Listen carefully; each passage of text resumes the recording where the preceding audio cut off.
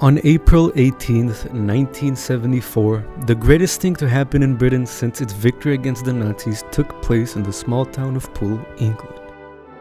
The birth of Edgar Wright.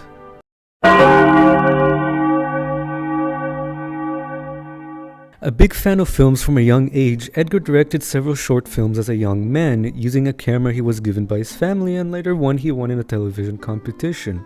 From these short films, Edgar's future directing style was already prominent as he focused on creating comedic takes on already popular genres and movies such as Dirty Harry. All of this culminated in 1995 with the debut of Edgar's first proper film, A Fistful of Fingers, which was not at all successful, but led to many seeing some potential in Edgar, which, let's just say, prevented him from immediately being cast away from the filmmaking industry.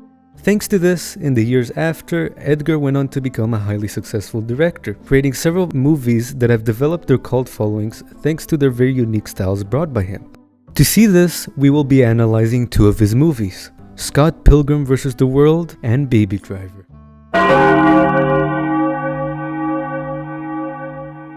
While music does play a role in most movies, in Edgar's they are a central part of his directing.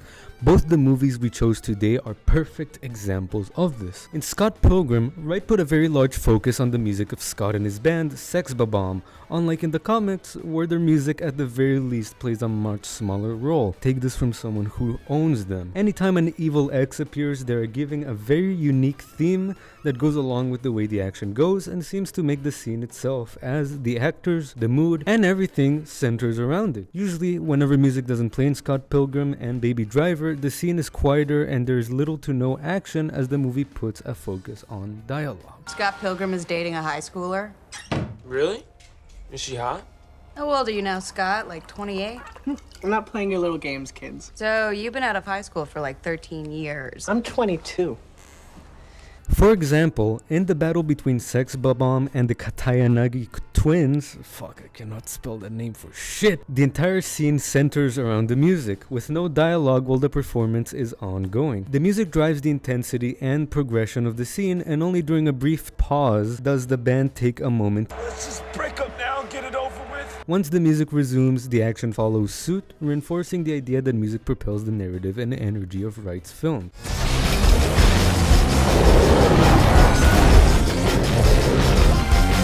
Meanwhile, in Baby Driver, almost the entire thing is centered around Baby's love for music, and you get that from the beginning with the opening car chase scene, which is quite literally the driving force behind every little thing in it, as most of it is synced to the music and its feeling. As the slick and cool intro of Bell Bottoms plays, the scene begins with a relaxed and confident energy.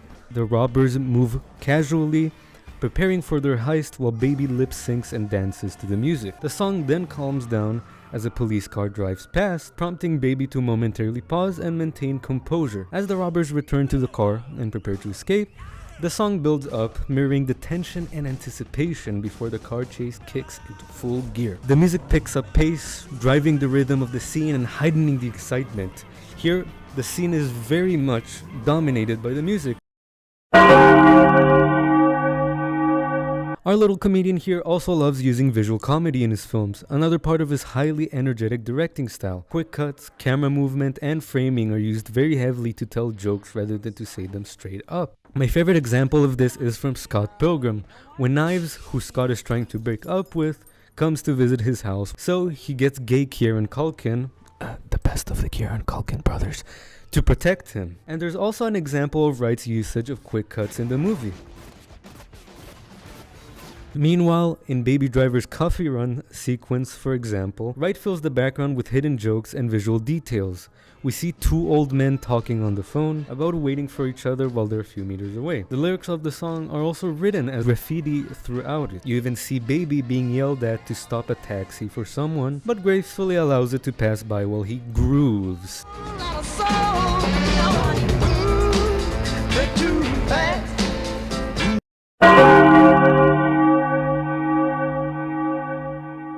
Possibly the basis of the uniqueness of Edgar Wright's movies is his ability to turn movies into a good blend of different genres. Scott Pilgrim vs. the World, for example, is described as a romantic action comedy, and within it, Wright also emphasized the comic book and video game aesthetic, something which I believe is very nice, seeing how live-action adaptations of comics usually go. At times throughout the movie, he even uses animation of parts of the comics as a way to tell the backstory of the 7 evil X's, and the fights are full of video game and comic effects, such as when the X's die and coins appear out of thin air, or when Lucas Lee was skating and raking up points as he continued doing tricks before dying.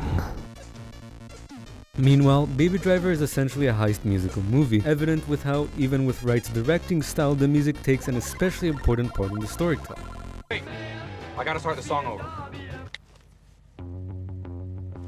The fuck? And as almost everything in the movie goes along with the music, it inherently functions the same as a musical movie. But I'd say the better example of Wright's genre blending comes from his Cornetto trilogy, made up of Shaun of the Dead, Hot Fuzz, and The World's End. This trilogy of movies, while their stories are not necessarily connected, are named this way as they all share a scene where the main character, who in all three are the same actors playing different people, go get a different flavor of Cornetto ice cream. And while the movies have the same cast, they are each distinctly different and have some type of genre blending. Shaun of the Dead is a romantic comedy taking place within a zombie action movie, which created the term rom-com.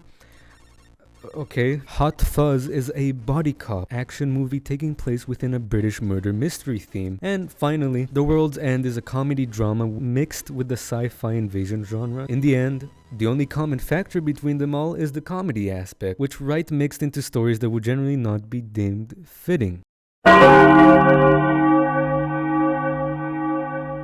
In short, Edgar Wright's directing style puts a high emphasis on comedy and music, both of which he finds very creative ways to use in his movies. Music is highly influential in his scene directing and perhaps even writing, and the editing is emphasized to tell jokes. Meanwhile, at times Wright mixes comedy with serious stories, possibly as a way to more lightheartedly tell a deep one. But I don't think I am doing him justice with this video alone, which is why I do not only recommend watching his movies, but also other videos analyzing and discussing Edgar Wright's style and the man himself. Even watch videos from him. Come on, I put some personal recommendations in the description, so go check them out. Thank you for watching, and I hope I at least helped you get interested in our good old Edgar.